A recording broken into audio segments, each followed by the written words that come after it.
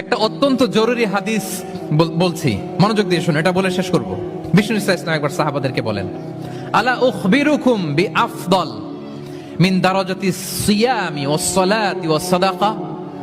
সাহাবাদেরকে বলেন, ও সাহাবারা, নামাজের চেয়েও, রোজার চেয়েও, দান খয়রাতের চেয়েও একটা বড় ইবাদত আছে, এটা কি আমি কি তোমাদের বলবো না? সাহাবারা তো অবাক, নামাজের চেয়েও বড় ইবাদত, রোজার চেয়েও বড়, দানের চেয়েও বড়। ক্বালু বালা ইয়া রাসূলুল্লাহ।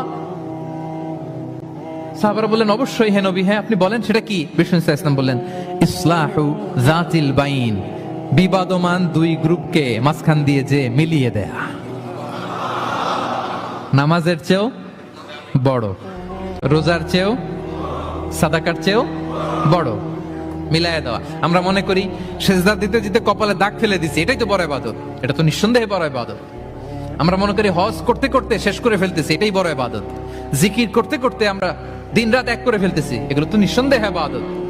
কিন্তু দুই ভাই, বিবাদমান দুই গ্রুপের মধ্যে আপনি যদি মিলিয়ে দেন, এগুলো নফল রোজা, নফল দান, নফল সালাতের চেয়েও বেশি সওয়াবের কাজ। পড়েন সুবহানাল্লাহ।